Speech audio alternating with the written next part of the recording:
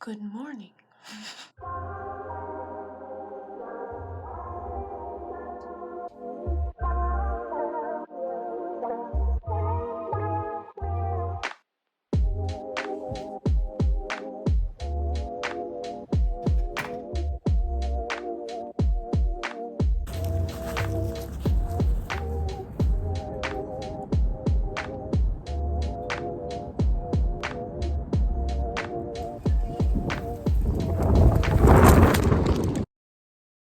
It is a gorgeous day outside. The sun is out.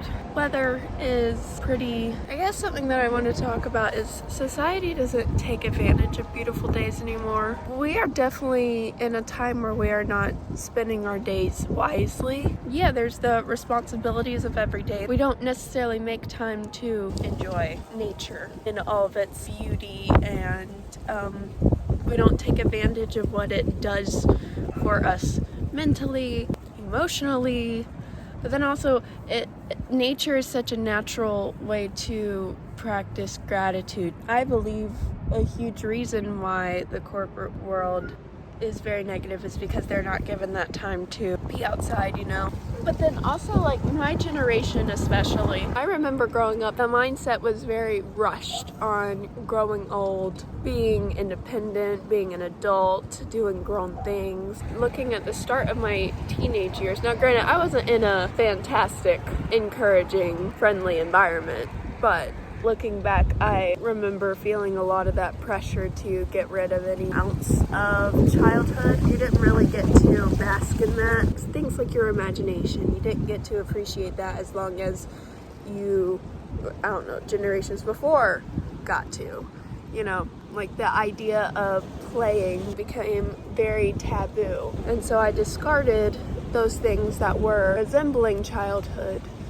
And especially because, like, this generation, the generation that I come from, very quick to be in relationships. Those were the things that it was normal to pursue at the age of, 11, when you're a freaking child. And there is an overall point to where I am getting at. So, sitting right now in this tree, something as simple as that taught me to not discard these treasures. Oftentimes we associate climbing trees with our childhood, and I don't think that's something that able-bodied people should necessarily do away with, which this is sad that this is a normal revelation of today, but there is a lot of peace and joy in parting from the routine of society. Like teenagers today, for instance, and I can speak on this because I'm among them. Oftentimes I hear, and I don't know what to do without being on my phone. Like if they're sitting out in nature, they don't know what to do without being on their phone. Like that's a real problem. Like I'm not being like, well, you should just get off your phone. Like it is a problem. A lot of people are scared to be bored. They are scared to deal with emotions without something distracting them. So there is a lot of fear with that, but then you also have to remember that this is something that humanity has done for years, and it is healthy to shut off the world, and to not constantly be preoccupied. Like if you are having a picnic, for instance, but the whole time you are on your phone, it really does stunt the activity, if you know what I mean. Things that you used to have fun as for like a child, like running as fast as you can. When's the last time that you've done that? And that's something that we shouldn't stop when it comes to those type things, because these are healthy things and they grow our character. They also sustain our lives. Because, there's definitely going to be a time in my life where I am not able to run as fast as I can now, where I'm not able to climb trees.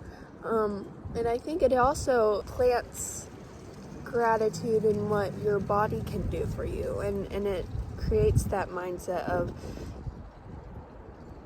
my body is able to do this, and my body is able to do amazing things. One thing that I want to do one day is, rough camping, where you gotta eat plants and bugs, and I think that would be fun, personally.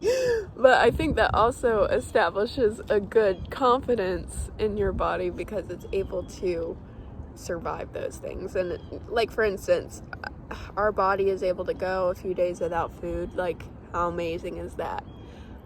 And the thing is, your body is not that much different from the people that live that lifestyle. You can build up to it. People have talked about it's like, oh yeah, well, our bodies are very different from the cavemen. It's like, well, that's not entirely true. I mean, yeah, your body has adjusted to your daily habits. It's not like it is unable to do those things. Our bodies are still able to take care of us, and that's something that people often forget and they don't appreciate. And so that's something that I'm definitely trying to establish within my day-to-day life, is do something that is healthy for me mentally, but then also do something that is physically challenging. For instance, I had the urge, now granted, okay, I do have ADHD, so like I do have random spurts of energy. But I randomly had the urge to do a 3-minute plank, and I hadn't done that since I was 12. And I'm 18 right now. And I was so shocked that, okay, I am a physically active person, so clear that up. However, I haven't trained my core in a while. I haven't done anything that would be of aid to that specific challenge. And I was able to do it quite easily, and I could have actually gone on for 5 minutes. I mean, I was in immense pain, but oh wow, I can still do hard things that I haven't done in a while.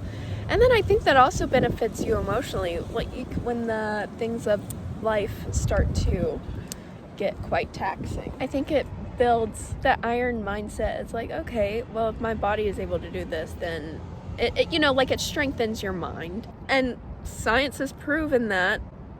And I know that we're in a society where we dispose facts, but science proves that activity does enhance our emotional and mental health. And so I do believe that's why we are in some of the kerfuffles that we are in with mental health, because people aren't doing things with their bodies, I mean, just look at the overall obesity statistic in America. It just makes sense. And the reason for me saying that is because it just shows that we are a country that is lazy. And because those initiatives are not taking place, like moving your body, I do believe that it does take a toll, and science has proven this. I do believe it has taken a toll on our coping mechanisms when hard things arise. I believe that is also why our suicide rate has skyrocketed. Also, we are living in a darker world, but daily habits that we have instilled in our lives does play a big role on that. And I'm not saying it's easy. That is not what I'm saying. However, it is facts that if you are moving your body for at least 30 minutes to an hour a day, and you are having some outdoor time, it does bring clarity in your perceptions, in your processing, in your coping. And, I think because we are such a mentally ill society, that this message needed to get out there. And I know some people may think that I sound ignorant, but that's okay, because it's just science. I mean, they're probably not doing the things that I've mentioned. I'm not saying like outdoor time and, physical exercise will fix all your mental problems. That's not what I'm saying. There are obviously chemical imbalances. Medicine is such a great thing too. It's such a gift, when used correctly. Don't think that the benefit of those activities should be completely brushed off. And I know it's hard, especially when people are sick, it is hard to do those things. But then goes back to what I was saying earlier. You can do hard things. It does not make it any easier, but it does encourage you, and it's amazing what encouragement can do for a person. Anyway, I think that was something that needed to be said. This is also quite random, but I skinned my knee. Like, hold up. It's kind of bleeding, and I'm like, oh my goodness, this hasn't happened in years. It was kind of nostalgic.